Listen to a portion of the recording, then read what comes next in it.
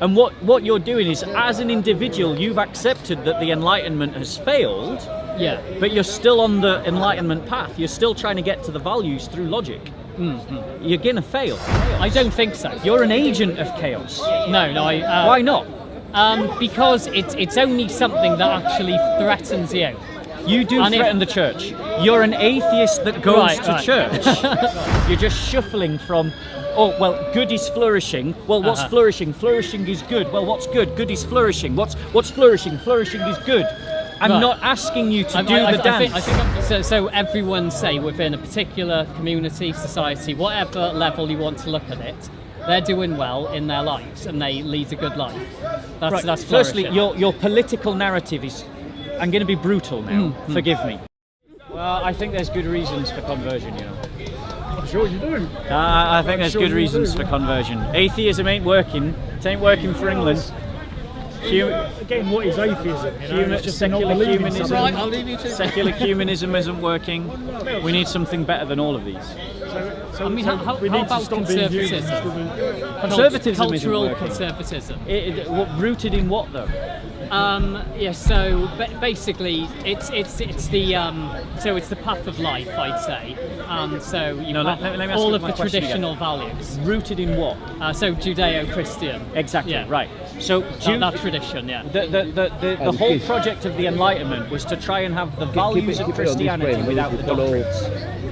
No, but they didn't have the values of Christianity. They tried to have the values of Christianity. This idea of compassion, and this idea of justice, and this idea of right and wrongs.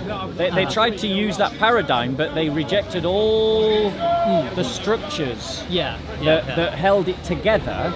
And now what we're seeing is all of these things are becoming undone.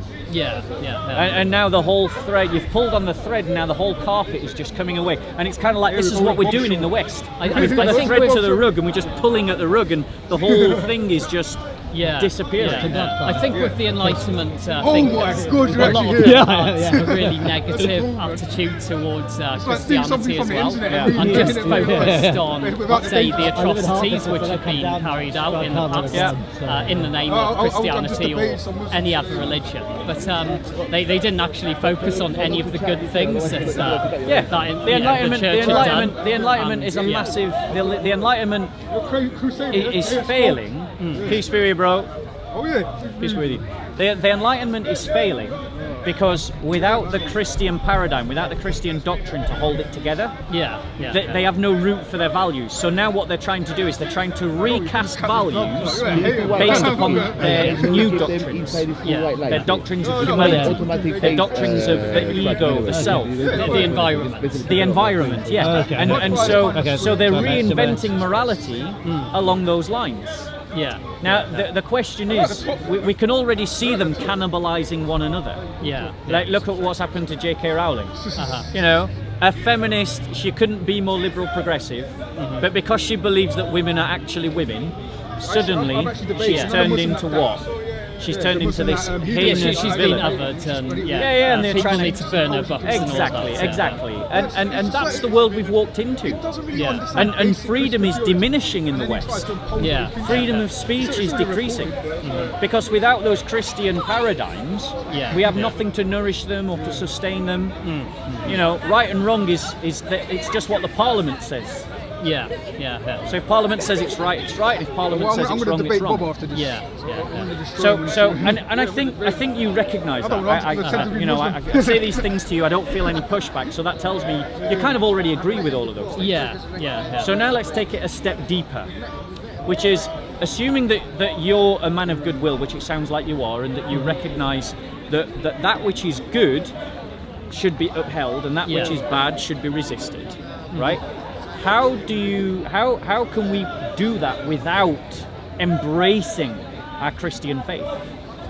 So I think there's definitely a need to, like, all of the processes, I'd say, of traditional Christianity and Judaism, I think are absolutely vital. And they're all about, so say for the children that they grow up within a local community, that actually looks after them Oh, no, that looks was after talking about later, didn't it? the father and the mother as the husband and wife. Yeah.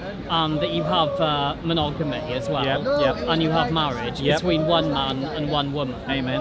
And Are you a Christian, bro? I'm not. No. Let me ask you this question. But I believe all of these processes, Really? scientifically, they all work. Do you believe that all of this is good for everybody else? What? Everything you've just described, it's good for everybody else. It's good for everyone. So is it good for you? Yes. Yeah. So can you not do it when Muhammad Jabba here? When you know when there's a crowd of Muslims, that's when you want to. Can you not embrace them for yourself then, as a Christian? There's just minimal. I think I go to church anyway. But basically I don't believe in God. Yep. Bit of a contradiction there. So A little bit. But I think that it's just the processes that are absolutely vital. Yeah. And I think Accidents you happen, can't get guys. rid of those processes, Yeah. because if you do, then the whole thing fails, Yeah. and it just you get the atomization of everyone, and so I think that's a The thing is, massive the thing negative is, thing. it is precisely because of our belief in God, and in the kind of the God that we believe in, that these values make sense. I think logically they work as well. That was the whole idea of the Enlightenment. We can get to these values through rationalism. That was the whole project of the Enlightenment. And what you're doing is, as an individual, you've accepted that the Enlightenment has failed. Yeah. But you're still on the Enlightenment path. You're still trying to get to the values through logic. You're gonna fail. I don't think so. Well, the Enlightenment already has failed collectively, trying to do exactly that.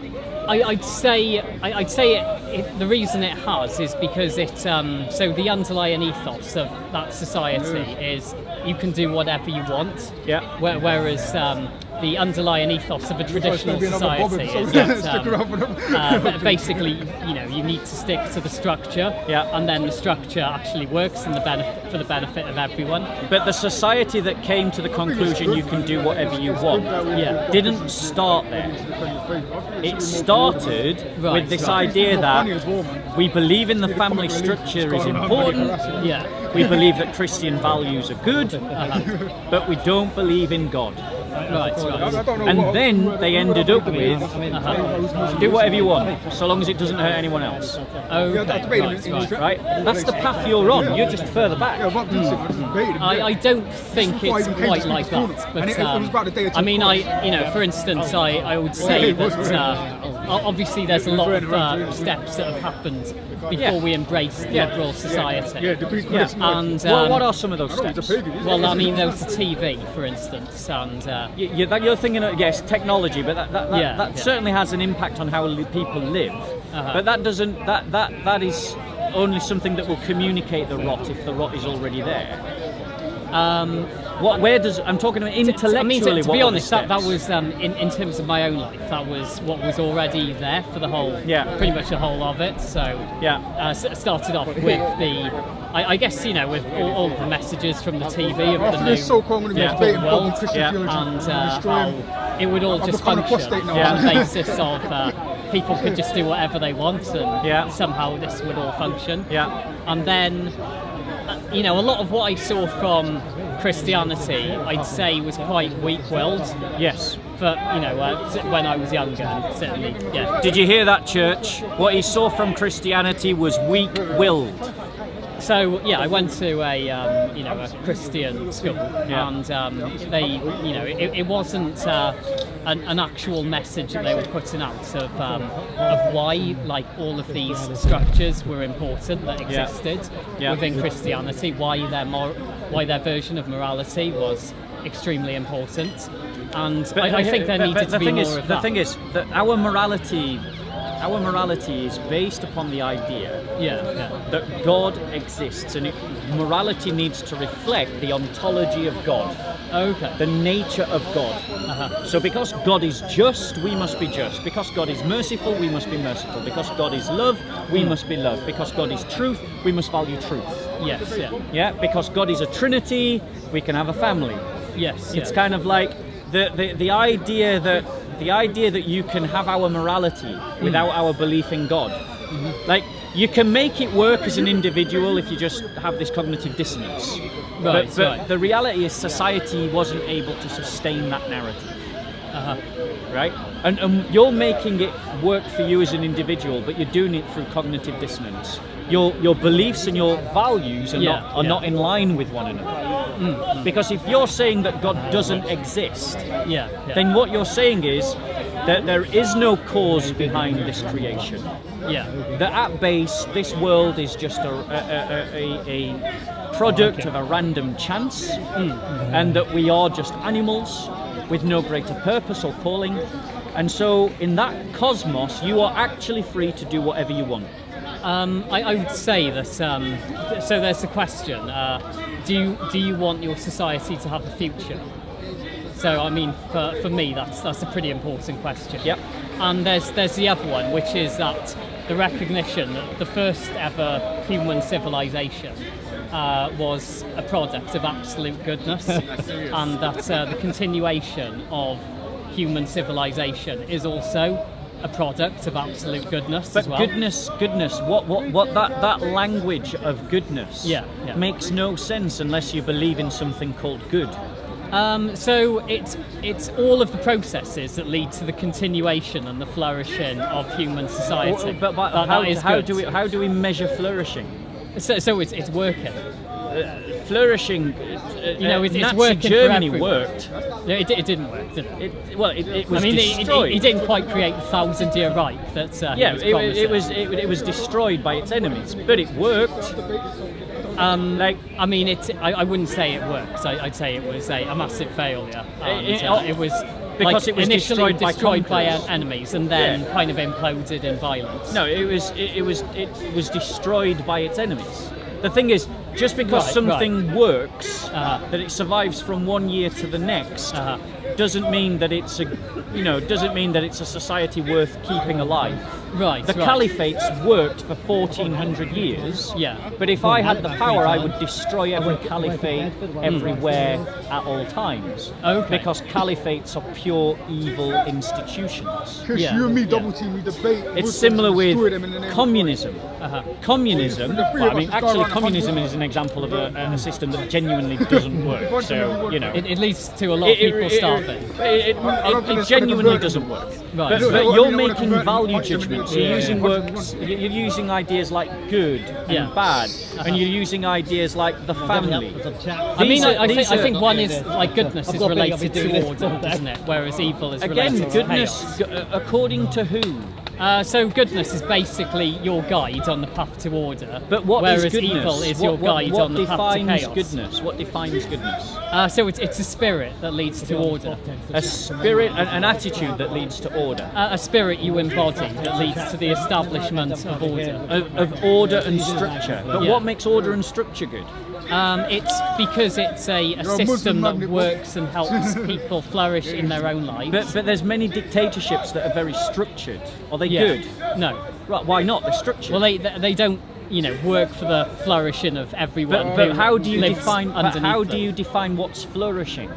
So it basically is a system that works for the benefit of everyone who exists within that system. What's defining the benefit of everyone? Yes, so basically that they lead a good life. You're just shuffling, bro. They lead a good life and engage in the path of life Listen. You're literally just using words and you're just shuffling around. You're not answering the question.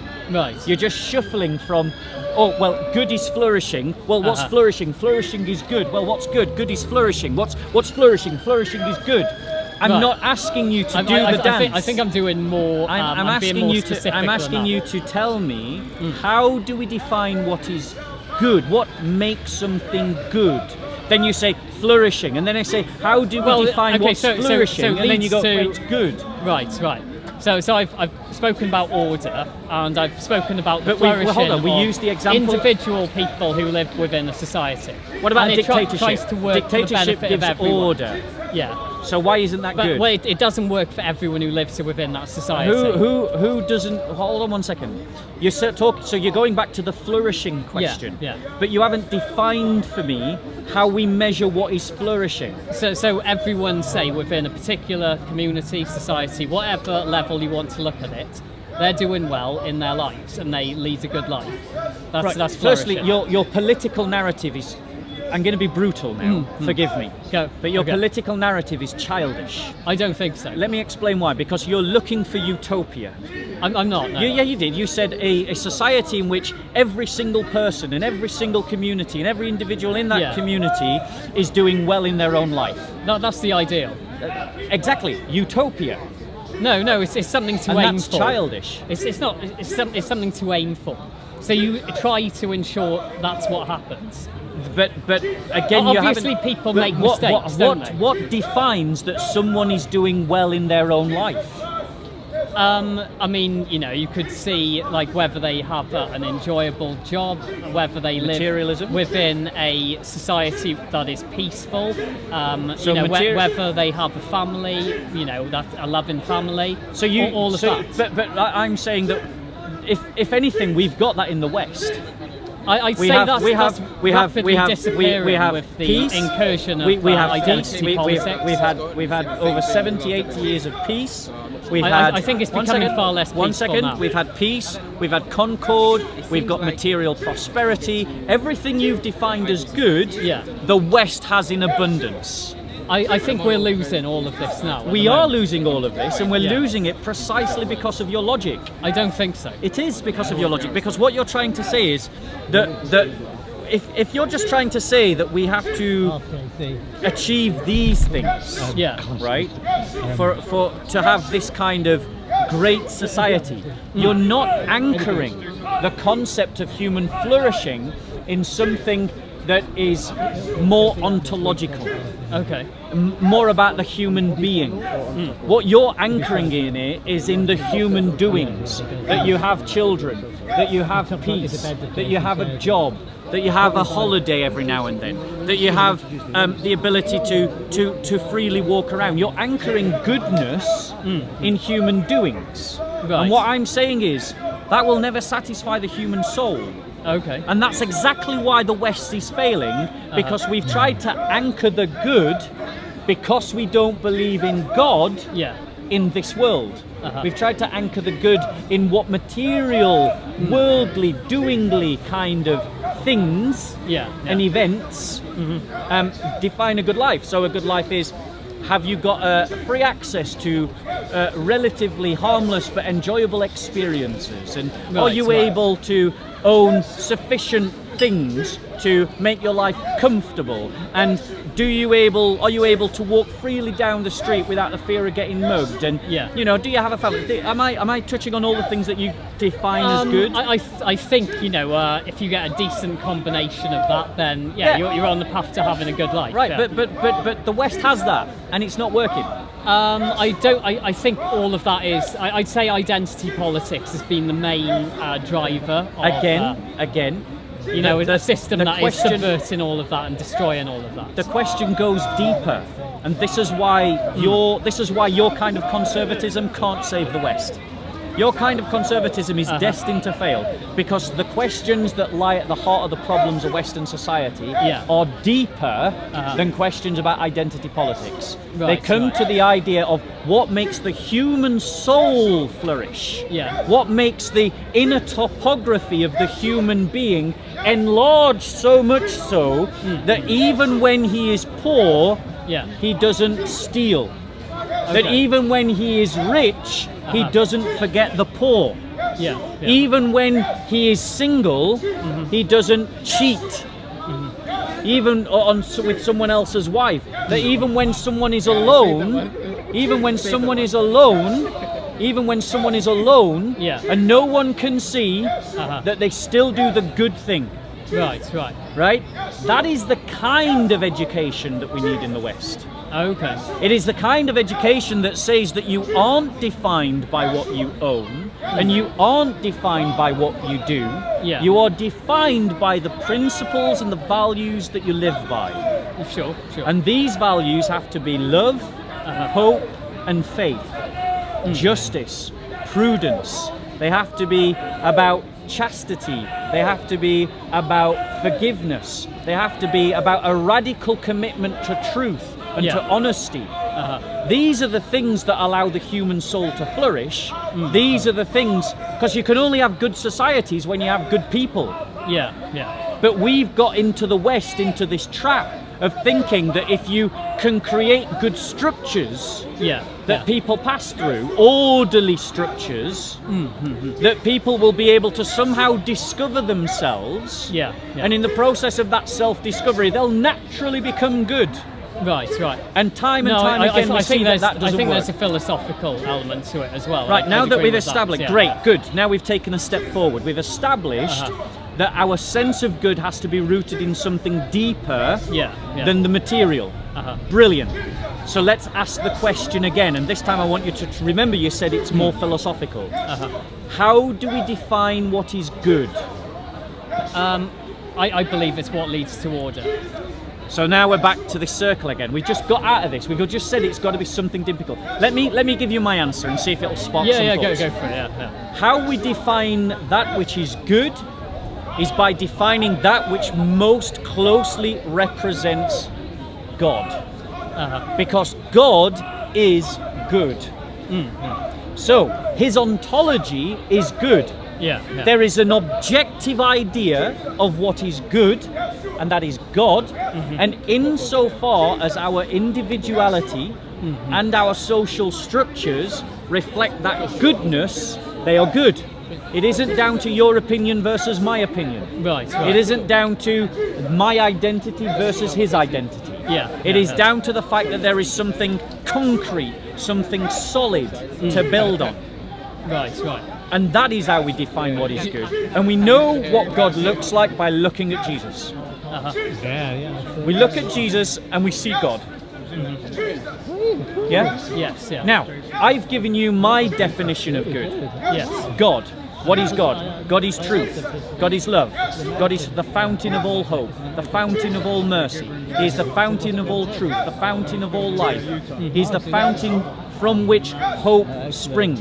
He is the basis upon which salvation is wrought. He is that kind. He is all faithfulness.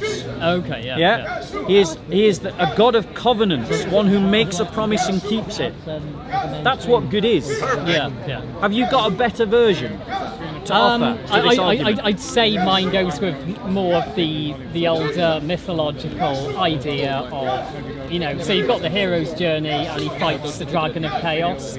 He defeats the dragon of chaos, gets its gold and brings that back to the tribe. But you think that's a story, right? So that's the hero's journey. But it's a story. And what gives that story value? It's because it's basically it's the mission of humanity. Is it true? Yes. Based on what? Based on every experience that ever since our early hominids ancestors were around. But the thing is, it was their mission. Was to go out into the world to basically cast a net over the chaos. I'm sorry. To defeat the chaos and then to achieve dominion over the world. And that's what we've done. We can look to various divergent human experiences and construct a narrative along a million different lines of the common human experience. I think that's the dominant story. We could create a narrative based on the idea that human beings have to die. We can create a narrative based on the idea that human beings have to breathe. We can create a narrative based on the fact that we must overcome the Bible does create quite a lot of these narratives, and they're in many other religious and other mythological But what I'm texts saying is, as well. you can't give me any good reason why I should choose your narrative, but I can give you one why you should choose mine. I mean, you listed a number of attributes that you can attach but to I can God. give you a narrative I can give you a reason as to why you can choose mine. Right. Because mine's true. I fact. believe that the story I just gave is the dominant narrative. You said I believe it's a dominant narrative. I said, is it true? I'd say it's based true. on what? based on humanity's experience. But humanity has lots of common experiences, This so we can is- construct this many is kinds the of most, experiences. like the most sort of dominant narrative That's just selective filtering. throughout our past. It's just selective filtering. It's not. If you look at initially, we went out onto the savannah as Australopithecines. We had to become dominant in that environment. We did so.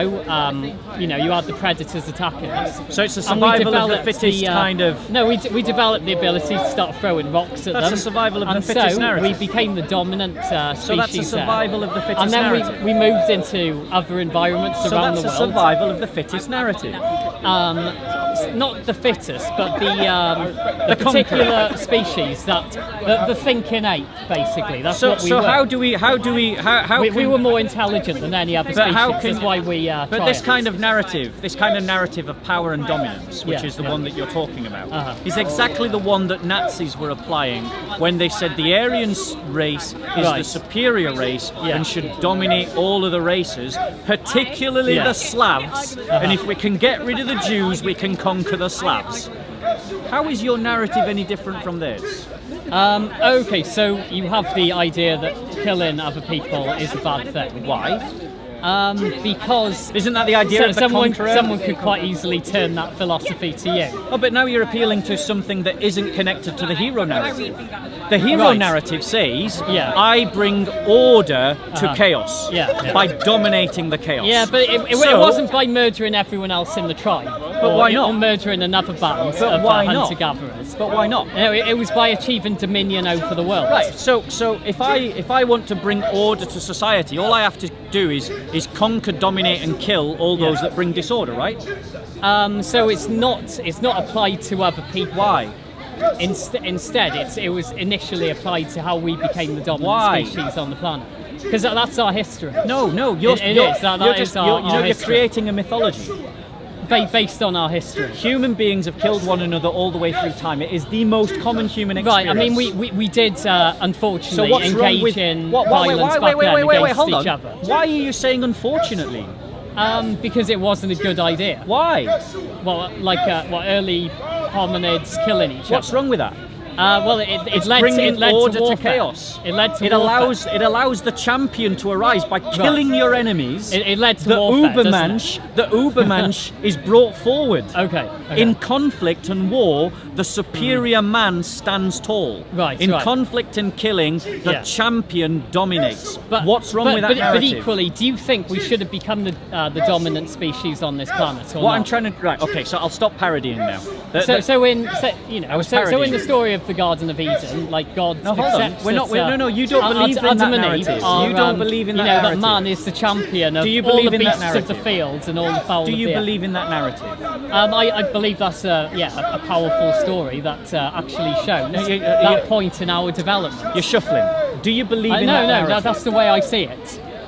So you don't believe in that narrative? Fine. that's okay. I don't believe it's true in the same sense that you do. So you don't believe in that narrative? I believe it's true in that it shows how we developed as a species. Bro, your mythos Yeah. is inconsistent. Uh-huh. Because what you're trying to say is, I want to see the champion, I want to see the dominance, I want to see the conquering. But I don't want we the needed killing to that become comes the with dominant species on this planet. that. But why can't we kill one another to do that? It's a bad idea when we turn that Why philosophy is to it each a other. No. It's There's not pl- such a bad there's idea when billions we of human decide beings. that we need There's to billions of human beings. and some take of them- on the lions. It's not no, such a bad idea then. Bro, I wish you would address my question. Uh-huh. Why can't I kill you if you are inconvenient to me being the champion? Because that system leads to chaos. No, I will win. So therefore there will be order. It doesn't work out that way. But it does. In the long term, it doesn't work out Human that way. history is replete with examples where order has been established at the edge of the sword. So what's wrong with killing? I don't think it works. I think what you see is the implosion of particular societies in violence. And the Roman Empire was one of the most violent societies in history. Yeah. And it did well for over 2,000 years. It didn't do well for that long. I'm afraid you don't know history. The Roman Empire lasted from, I think it was 600 years BC or 400 years BC through to 1453. Yeah, but I mean, I'd say about 400 AD it fell quite significantly. Only in the West. Yeah. In the West, it continued in the East. Okay. Right. So you don't know your history, bro. I mean, I know some of it. You don't I don't know all of it. My point to you is, you're carrying out what C.S. Lewis described as historicism, which is that you're trying to say that we can establish an overarching narrative of history, based upon the little glimpse, the little tiny spectrum of history that we have access to. Yeah. And then from that tiny spectrum, we're able to draw out what is the grand historical narrative that will guide us in how we live our life. It is foolhardy as Hegelianism, it's as foolhardy as Marxism. They all participated in the same nonsensical ideas, and that's what you're doing. You're just got a different story. Your story is, rather than one of economy as Marx was, yours is more of a Nietzschean one, and the idea of the emergence of the champion establishing order in the chaos. No, I'm saying that we needed, like in our past, to become the dominant species on this planet. Otherwise, we wouldn't be. We'd still be, in the rainforest, on the savannah, and we'd still be under the thumb of the lions there. Yeah, so we needed to become dominant. It's a Darwinian one. It's a Darwinian narrative. That's our history. Right, but your narrative of history, firstly, is missing huge amounts. And ultimately, if you are consistent to the values that emerge from that story... I'm saying it's all about the processes, but basically. If you're consistent... I think, it's like if we get back to traditionalism, it's about those processes. It's about monogamy, it's about marriage. No, it's about, the preservation why of is the monogamy, local you've community. got no... This is my criticism of your argument, bro, and my criticism of your entire position. Is firstly, it's based on historicism. Secondly, you've got massive amounts of cognitive dissonance that you just can't I don't see. think so. It's like 1 second. So the whole ideology of traditionalism is about the preservation of the path let me of life. let me try to explain another example. Let me give an example of the cognitive dissonance. My problem is, say, if you haven't heard my Christian criticism. who You haven't heard doesn't my promote criticism. traditionalism, My then criticism they're equally is, likely to become a liberal, my and criticism they're equally is, likely not to continue their my society. criticism is that you're trying to say things. Your narrative, and you do have liberal churches. Your narrative does not justify monogamy. Your narrative doesn't justify the fact that I shouldn't be able to kill you. Your narrative doesn't. It does. No, it doesn't. Because it's just not one narrative. I use more than one word. Yeah. I can't just relate everything to God. I have to be a bit more nuanced in the arguments I'm making. That's also a very simplistic view of Christianity. But this is why, bro. Your kind of conservatism is a dead. I don't think so. I think it's there's a need to actually get you back can't get to monogamy from your traditionalism. Narrative. Why? But the problem is, like I'm not sure you're seeing this correctly, but so you've got a lot of liberal churches today. Yes. And you have a lot of promotion of the idea that it's okay to be gay, it's okay to be whatever, live life however you want, and then you're going down exactly the same path. So I'm saying it's about the processes. Because you need to follow the processes. I agree that the way that the church community the only way that the church community can transmit its values is if it has the kinds of institutions that permit the transmission of those values. But my criticism, and in that point we're both agreed. The process of transmission is very important. How do you create a community that transmits a certain set of values? But what I'm saying to you is an essential part of that process of transmission is to anchor those values in a self-sustaining narrative. Right. And the narrative that you are trying to maintain is in total cognitive dissonance to the values you're trying to uphold. That's my criticism of you. You're right in what you're saying. To maintain it in a logical narrative. But you're failing, You're putting it into the older religious narrative. Yeah, but you're failing. I don't think it's a failure. Because let me try to. I believe the problem is that there's a lot of arrogance, or there was, in the atheist and Enlightenment movements. That you can just get rid of all of the structure of Christianity, and somehow things will work. Right, but let's look at a concrete example. The example of the family. Yeah. Right? I believe in the family, and the definition of the family as being a man and a woman, married, with their children, and their extended bloodlines. Yeah. And I believe it because that is what is described in this book. Yeah. Now, without appealing to this book, just based on your narrative of the emergent champion, the Darwinian survival narrative, how can you justify a man and woman monogamous family as opposed to the fact that we can have families connected to the ideas of polygamy? So scientifically, I can do this. Go on. And so it's based on our development as early hominids. Generally, we did pair bond. We've always done this as a species, and we've always had the children growing up under the care of the parents. And so this happens within a wider tribe of around 150 members, which is also the average size of a church community. Right, now let what the church has done, what all religions have done, is they have emulated the conditions that we developed as earlier hominids. You got it wrong again. Because if you look in history, what you realise is that the rich and the powerful always had concubines. We didn't have money for most of our development. Right, so we were hunter-gatherers. But my point is, from your narrative, now that most of us are rich enough that we can maybe sustain having more than one wife, why not? Because I think there's a need to emulate those conditions that we flourished in as earlier hominids. And I think that's what religion has always done. But human beings flourished in environments of conflict. Right. I mean, we did, but So why can't we replicate those conditions? Because you just said we've got to replicate the conditions. You try to establish. This is the Jordan Peterson arguments, That you basically you're trying to establish order within, and there's the whole world around you, which is chaos. And the world doesn't care about you, and it doesn't care about humanity. And so there's a need to actually create a bulwark against that. Do you know what Jordan Peterson's doing though?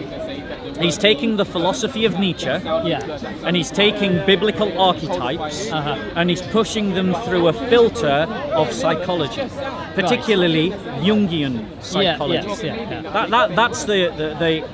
That is the exercise of Jordan Peterson, and it is something that I have a lot of sympathy for, and I have a lot of time for. But I'm trying to point out to you. That your narrative, here's the rubrics of the narrative I've picked up from you so far. 1, we should imitate the conditions of early hominids because those hominids flourished. 2, that the structures are... obviously we build a more elaborate system than they do, but we have to stick to those structures. Structures are important to transmit values, and that the narrative is the idea of the champion emerging, or the species emerging, from a sort of survival of the fittest to the idea of the champion establishing order over chaos. These are the rubrics of your narrative. But this is where I'm accusing you. I wouldn't say it's survival of the fittest. I'd say it's dominion of humanity over the planet, which is Darwinian. So but it's not survival of the fittest humans, because we are a small collective species. So we have always, we're not individualists. We've always functioned and flourished as a small collective. Not just on our own. Here's what I'm accusing you of. Cognitive dissonance. I know. Because your values, you mentioned this your values of monogamy, your values of don't kill me, your values of, because that wouldn't be good. Your values of one assumes that you believe that we should be honest. None of these are rooted in the rubrics of your narrative. They are Christian values that are rooted in a Christian understanding of morality and virtue. Perfect. I think there's useful mythological archetypes. Those virtues are based upon our vision of God. Without that vision of God, there's Yeah. nothing to say that we should be radically committed to truth. There's nothing to say that we should be radically committed to chastity. There's nothing to say that we should even have a concept of justice, nor to define what justice is. Okay, so We get all of that so from think the Bible I and our think for vision me, of God. I think for me, you're like in a way, you think that you see God as the divine being, and I see the attempt to create an ordered society as the divine quest. Right, but your attempt to create an ordered society is Yeah. rudderless, It's not, compassless, it's not. mapless. It's not. It is a ship on an ocean with no points of reference. It's not. It's the. What are the points of reference? The points of reference? I mean, it depends what the situation is, what the context is, but that is the underlying goal. Is the preservation of order. Shall I tell you what I think emerges from the rubrics of your narrative? It is the idea of Right. the champion. Uh-huh. It is the idea of the stronger man. It is the idea that power dominates and that domination creates order and that order creates peace. The dominion over society creates order, certainly. Correct. So the stronger man is the one that does that. The one who's able to go into the chaos of nature, take We've on the already done dragon that. of chaos. We've done that. defeat. No, you need to do that all the time. Right, so- every time you go out into the world, you need to but do that. I see you That as an never element ends. of chaos. That never ends. You're an element of chaos. I don't think so. You're an agent of chaos. No, Why not? Because it's only something that actually threatens you. You do And threaten the church. You're an atheist that goes to church. You want the church not to believe in God. You're an agent of chaos. I don't see other people as an agent of But chaos I see who need you. to be defeated. I see you as an agent of chaos. Right, so right. from your narrative, what should I do to you? From your narrative, not mine. What should I do to you from your narrative? Because I see you as an agent of That's chaos. disingenuous, because No. I don't see you as an agent No, of no, chaos. no. It's not disingenuous. No, I'm not being disingenuous. I'm being I totally... don't see you as an agent of chaos. I though. see you as an agent of chaos. According Right. to your narrative, what should I do to you? Right, so that's obviously that takes you down a dark path. What should I do to you according to your narrative? Oh well, you have to defeat the narrative or the person. Yeah. You know what Jesus said? Jesus said, those that don't gather in with me scatter abroad. Those that are not for me are against me. Okay. Right? Jesus is the champion. He is the one that brings order to chaos. He is the one that conquers the dragon of chaos, to use that kind of I language. personally believe we all have to do this all the time. By imitating who? By actually trying to work out what the problem is and what we need Anchorless to and do to rudderless, fix that's it. my point. I said by imitating who? Now, if you had an anchor, if you had a waypoint, if you had a point of reference, you would have pointed to something on the horizon and you would have gone by imitating X, Y, or Z, by being like X, Y, or Z.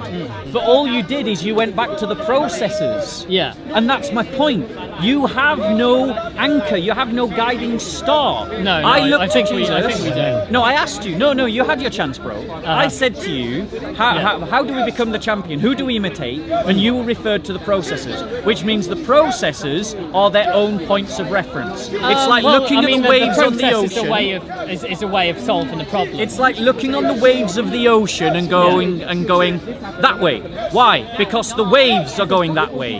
Because the waves are coming this way, so we'll go that way. What you do is say if you're, a ship navigator, is you generally work out where you're trying to get to, and you have your map and you have your compass, and so you rely on each of these instruments because they've been crafted and they work. And you rely on the process, and by doing that, you're able to, you're able to win over the chaos that is all around you and threatens you. The only way that we can win over the chaos around us is by imitating Jesus. That is the only way. I mean, we've just got a fundamental disagreement on that point. But this is the point. You are an agent of chaos. I don't think I am. because you are someone who goes to church and you don't want the church to believe in God? No. I mean, I'm happy for that to continue. What I think needs to happen is I believe there needs to be basically an atheist movement that believes in traditionalism. But it's rudderless and rootless. I don't think it is. It cannot sustain itself because the narrative that you appeal to, right?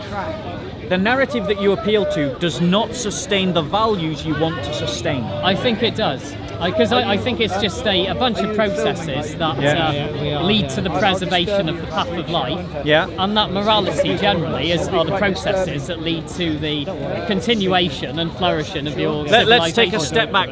This bro. No, thank you, bro. No, we'll move for you, Uncle. God bless. Peace be with you. Well, let's move this way. He's older than us. Further back. Just go right back, bro. Right back. Okay, here's fine. Yeah. So,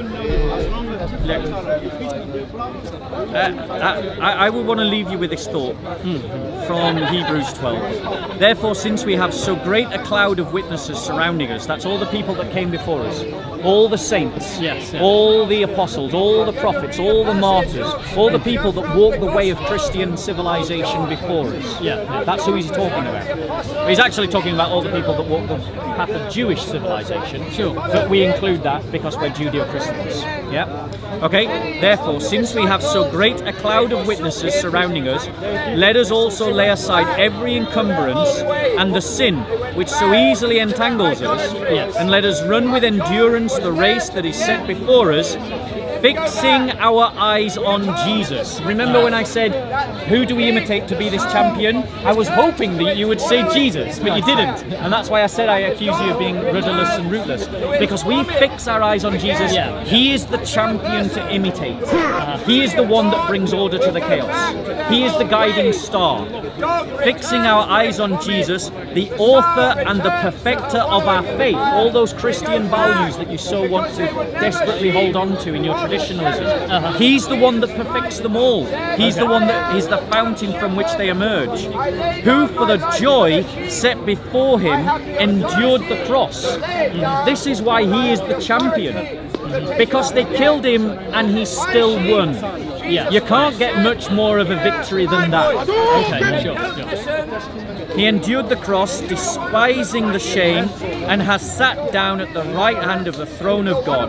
For consider him who has endured such hostility by sinners against himself, so that you will not grow weary and lose heart. That's what happened to the West. They took their eyes off Jesus, and then they have grown weary. They have grown tired. They have become haggard. They have become rootless. They have become hopeless. They have become inspirationless.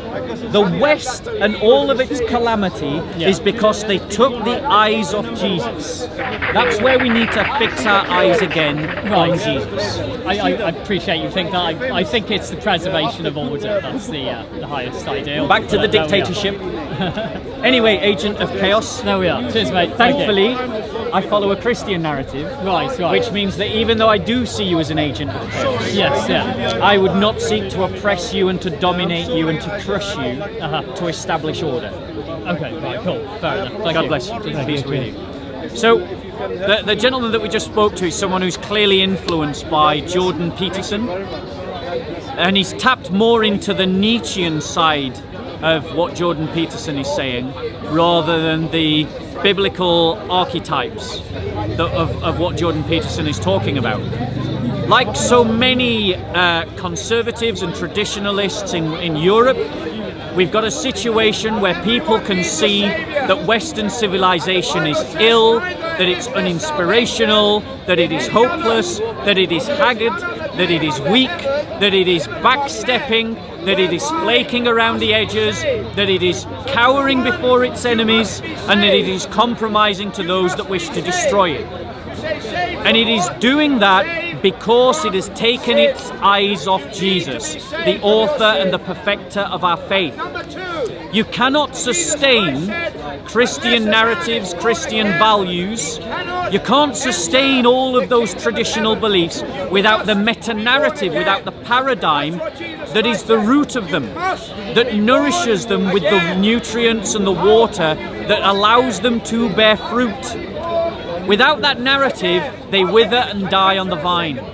And that's what we're seeing in the West. A Western civilization that without a root is dying on the vine. So I would say to all of you traditional conservatives, to all of you people that want to hold on to Christian values, you cannot do it unless you fix your eyes on Jesus, unless he is the author and the perfecter of your faith. Perfect.